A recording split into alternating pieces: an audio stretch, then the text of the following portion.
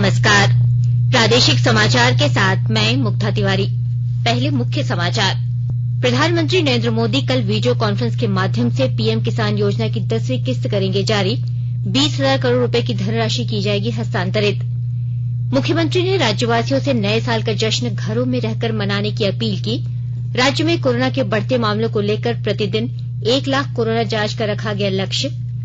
केंद्र सरकार ने जल जीवन मिशन के तहत झारखंड के लिए 9,544 करोड़ रुपए की 315 जलापूर्ति योजनाओं को दी मंजूरी। और जीएसटी परिषद ने 46वीं बैठक में कपड़े पर वस्तु और सेवा कर जीएसटी की दर को 5% पर बनाए रखने का किया फैसला। भारत ने 8वीं बार अंडर 19 एशिया कप क्रिकेट का जीता खिताब, श्रीलंका को 9 विकेट से हराया। और समाचार से पहले एक जरूरी संदेश।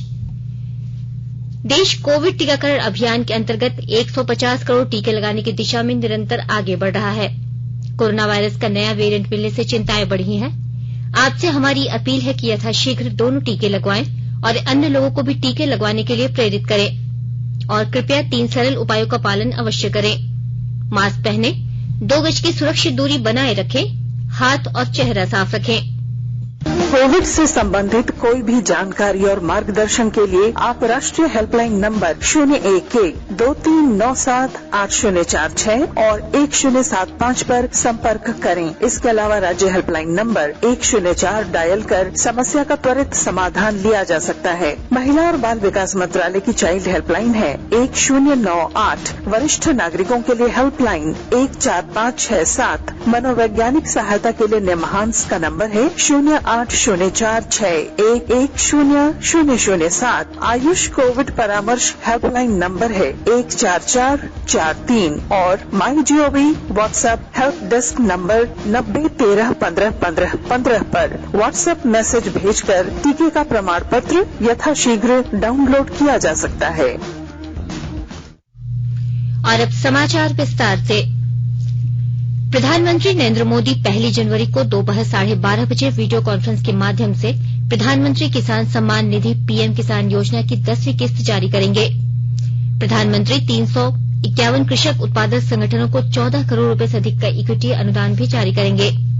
इस दौरान 10 करोड़ किसानों के खातों में 20,000 करोड़ रुपए से अधिक की धनराशि हस्तांतरित की जाएगी, जिससे 1,24,000 से अधिक किसानों को लाभ पहुंचेगा। इस कार्यक्रम के दौरान प्रधानमंत्री कृषक उत्पादक संगठनों के साथ वार्तालाप करेंगे और राष्ट्र को संबोधित भी करेंगे। केंद्रीय कृषि मंत्री भी इस अवसर पर उपस्थित रहेंगे। प्रधानमंत्री किसान योजना के आरंभ से अब तक 11 करोड़ 50 लाख से अधिक लाभार्थी किसानों के बैंक खातों में सीधे 1,60,000 करोड़ रुपए से अधिक की धनराशि हस्तांतरित की जा चुकी है। 15 से 18 वर्ष आयु वर्ग के पात्र लाभार्थी कल से कोविन पोर्टल पर अपना पंजीकरण करा सकते हैं। स्वास्थ्य मंत्रालय ने कहा है कि लाभार्थियों के लिए टीकाकरण केंद्र पर भी पंजीकरण की सुविधा उपलब्ध होगी। इस आयु वर्ग को केवल कोवैक्सीन की डोज दी जाएगी।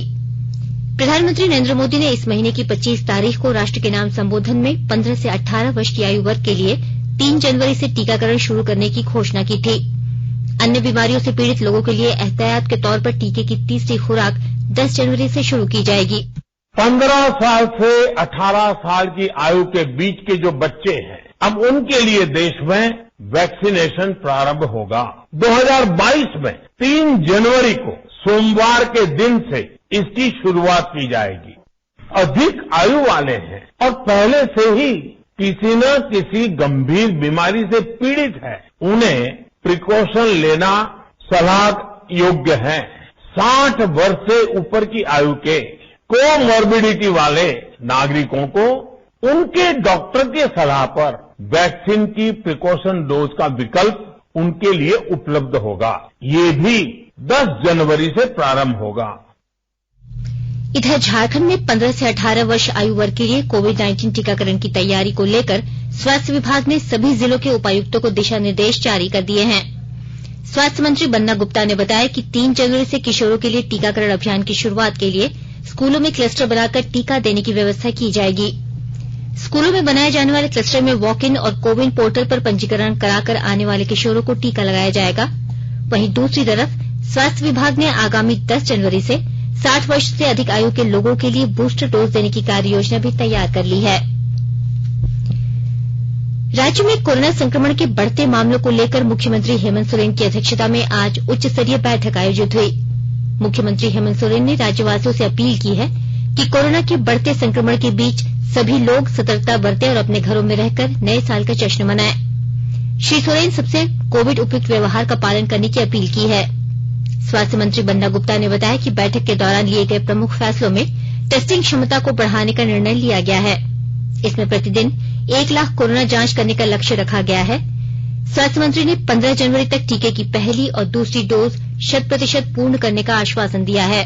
झारखंड में ओमिक्रॉन वेरिएंट का एक भी मामला अभी तक नहीं प्रकाश में आया है, लेकिन ये सच्चाई है कि पॉजिटिव केस की संख्या बढ़ी है और थोड़ी तेज गति में स्प्रेड हो रहा है। जितने हमारे सैंपल गए थे 28 के करीब, एक भी सैंपल में इस बात को नहीं उल्लेखित किया है कि यहाँ ओमिक्रॉन का एक भी पॉजिटिव है। अभी हमारे पास राज्य में 28,261 बेड हमारे पास ऑलरेडी हैं और हम लगातार अपने सीसीयू को, आईसीयू को, एनआईसीयू को, पीकू को, चाइल्ड मदर यूनिट को, सभी चीजों को दुरुस्त कर रहे हैं और 1 महीने में हमने करीब 55 लाख के आसपास जो है नए लोगों को वैक्सीनेट किया है। स्वास्थ्य मंत्री ने बताया कि पिकनिक स्पॉट और पर्यटन स्थलों पर कोविड जांच की सुविधा बढ़ाई जाएगी। श्री गुप्ता ने कहा कि कोरोना संक्रमण के प्रसार को देखते हुए आपदा प्रबंधन की बैठक अगले सप्ताह आयोजित होगी। इस बैठक में स्वास्थ्य मंत्री बन्ना गुप्ता, मुख्य सचिव सुखदेव सिंह, स्वास्थ्य विभाग के अपर मुख्य सचिव अरुण सिंह मौजूद थे। स्वास्थ्य मंत्री बन्ना गुप्ता ने कहा है कि सरकार द्वारा नववर्ष के समारोह पर कोई भी प्रतिबंध नहीं लगाया गया है। उन्होंने सभी से अपील की है कि राज्य में कोरोना के बढ़ते मामले को देखते हुए राज्यवासी कोविड सतर्कता बरतें। इधर रांची जिला प्रशासन ने 31 दिसंबर की रात को आयोजित होने वाले कार्यक्रमों के दौरान कोविड-19 गाइडलाइंस के उल्लंघन पर कार्रवाई किए जाने के निर्देश जारी किए हैं। वहीं कोडरमा जिले में आज रात से धारा 144 लागू कर दी गई है। कोरोना गाइडलाइन के अनुसार कार्यक्रम स्थल की क्षमता से 50% लोगों को ही प्रवेश की अनुमति दी जाएगी। देश ने कोविड टीकाकरण अभियान के तहत 145 करोड़ से अधिक टीके लगाकर एक और कीर्तिमान स्थापित किया है। केंद्रीय स्वास्थ्य मंत्री मनसुख मंडाविया ने एक ट्वीट में डॉक्टरों, वैज्ञानिकों, स्वास्थ्य देखभाल और अग्रिम पंक्ति के कार्यकर्ताओं द्वारा साहस, समर्पण और संकल्प से 2021 के चुनौतीपूर्ण साल का मुकाबला करने के लिए उनका आभार व्यक्त किया। केंद्र सरकार ने जल जीवन मिशन के तहत झारखंड के लिए 9,544 करोड़ रुपए की 315 जलापूर्ति योजनाओं को मंजूरी दी है। जल शक्ति मंत्रालय ने बताया कि इन योजनाओं से राज्य के 4,424 गांवों के करीब 8 लाख ग्रामीण परिवारों को नल से जल उपलब्ध कराया जाएगा। केंद्रीय मंत्री गजेंद्र सिंह शेखावत ने इस वर्ष 2,479 करोड़ रुपए आवंटित किए, जो पिछले साल के आवंटन से 4 गुना अधिक है। केंद्रीय मंत्री ने 2024 तक हर ग्रामीण घर में नल से जल की आपूर्ति का प्रावधान करने के लिए राज्य को पूर्ण सहायता प्रदान करने का आश्वासन दिया है। जल जीवन मिशन के शुभारंभ के समय झारखंड में केवल 3,45,000 ग्रामीण घरों में नल से जल की आपूर्ति होती थी। मंत्रालय ने बताया कि पिछले 28 महीनों में राज्य में 6,73,000 घरों में नल के पानी का कनेक्शन उपलब्ध कराया गया है। आकाशवाणी के ताजातरीन समाचारों के लिए आप हमारी वेबसाइट newsonair.com पर लॉग ऑन कर सकते हैं। ताजा समाचार ट्विटर हैंडल @AIRNewsAlerts और Facebook page all India radio news पर भी उपलब्ध है। आप प्रादेशिक समाचार एकांश के ट्विटर हैंडल @AIRNews_रांची और फेसबुक, इंस्टाग्राम पेज तथा YouTube channel AIR news Ranchi पर भी हमारे बुलेटिन सुन सकते हैं। प्रादेशिक समाचार आप आकाशवाणी रांची से सुन रहे हैं और अब पेश है कोरोना से बचाव के कुछ संदेश। कोविड-19 से बचाव और सुरक्षित रहने के 3 उपाय। मास्क लगाएं, 2 गज दूरी है जरूरी, सुरक्षित दूरी रखें, हाथ और मुंह साफ रखें।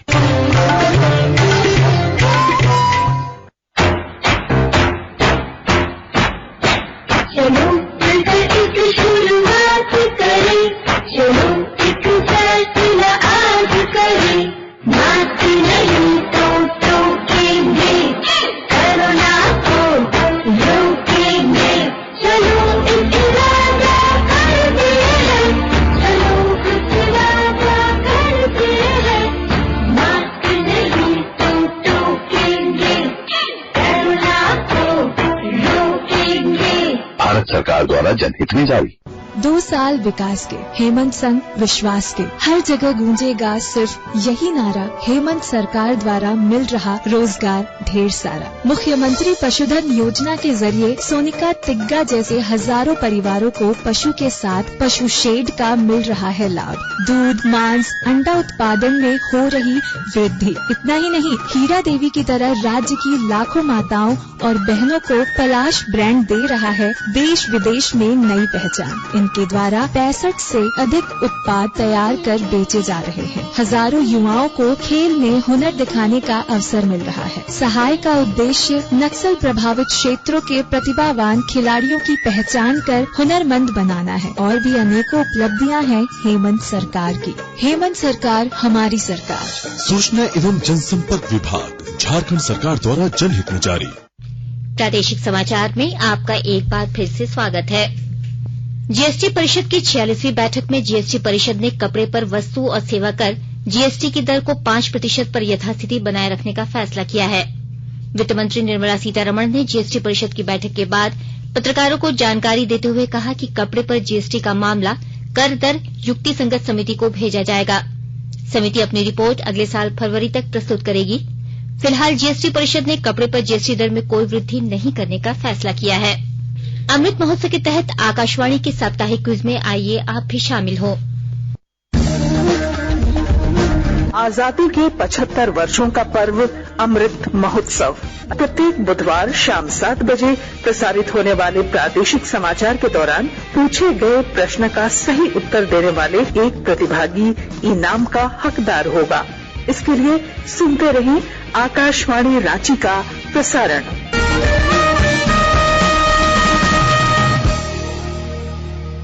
जागो ग्राहक जागो, जागो ग्राहक जागो।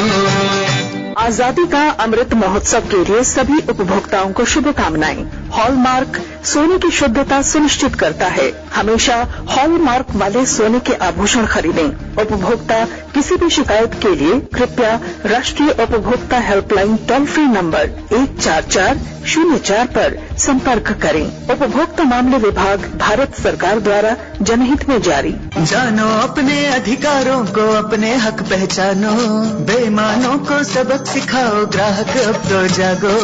जागो ग्राहक जागो, जागो ग्राहक जागो। केंद्रीय शिक्षा मंत्री धर्मेंद्र प्रधान 1 जनवरी 2022 से 100 दिन के अभियान पढ़े भारत का शुभारंभ करेंगे। इसका उद्देश्य विद्यार्थियों के सीखने के स्तर में सुधार लाना है। अभियान के तहत बच्चों में रचनात्मकता, विवेचनात्मकता, शब्दावली और मौखिक तथा लिखित रूप से अभिव्यक्ति की योग्यता विकसित की जाएगी। बाल वाटिका के स्तर से लेकर 8वीं कक्षा तक के बच्चों को इस अभियान से जोड़ा जाएगा। इस दौरान पढ़ाई को रुचिकर और आनंदमय बनाने पर ध्यान केंद्रित करते हुए प्रत्येक समूह के लिए प्रति सप्ताह एक कार्यक्रम तैयार किया गया है। यह अभियान अगले वर्ष 10 अप्रैल तक आयोजित किया जाएगा। देवघर पुलिस ने 8 साइबर अपराधियों को गिरफ्तार किया है। गिरफ्तार किए गए साइबर अपराधियों के पास से 9 मोबाइल फोन और 19 सिम कार्ड बरामद किए गए हैं। साइबर डीएसपी सुमित प्रसाद ने बताया कि सारठ थाना क्षेत्र के चरकमारा गांव से 8 साइबर अपराधियों को गिरफ्तार किया है। इन साइबर अपराधियों द्वारा धनी ऐप के माध्यम से ठगी की वारदात को अंजाम दिया जाता था। भारत ने श्रीलंका को 9 विकेट से हराकर 8वीं बार अंडर 19 एशिया कप क्रिकेट का खिताब जीत लिया है। भारत और श्रीलंका के बीच अंडर 19 एशिया कप क्रिकेट का फाइनल दुबई में खेला गया। बारिश के कारण 38 ओवरों में श्रीलंका ने 107 रन बनाए। जवाबी पारी में भारत ने 9 विकेट से मैच अपने नाम कर लिया। श्रीलंका ने टॉस जीतकर पहले बल्लेबाजी का फैसला किया था। अंत में मुख्य समाचार एक बार फिर। प्रधानमंत्री नरेंद्र मोदी कल वीडियो कॉन्फ्रेंस के माध्यम से पीएम किसान योजना की 10वीं किस्त करेंगे जारी। 20,000 करोड़ रुपए की धनराशि की जाएगी हस्तांतरित। मुख्यमंत्री ने राज्यवासियों से नए साल का जश्न घरों में रहकर मनाने की अपील की। राज्य में कोरोना के बढ़ते मामलों को लेकर प्रतिदिन 1 लाख कोरोना जांच का रखा गया लक्ष्य। केंद्र सरकार ने जल जीवन मिशन के तहत झारखंड के लिए 9,544 करोड़ रुपए की 315 जलापूर्ति योजनाओं को दी मंजूरी।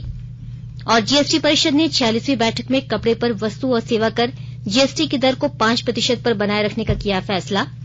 भारत ने 8वीं बार अंडर 19 एशिया कप क्रिकेट का जीता खिताब, श्रीलंका को 9 विकेट से हराया। प्रादेशिक समाचार एकांश रांची द्वारा आज इस वर्ष का अंतिम समाचार का प्रसारण किया जा रहा है। आकाशवाणी रांची अपने सभी श्रोताओं को नव वर्ष 2022 की हार्दिक शुभकामनाएं देता है। इसके साथ ही आकाशवाणी रांची से प्रादेशिक समाचार का ये बुलेटिन समाप्त हुआ। नमस्कार।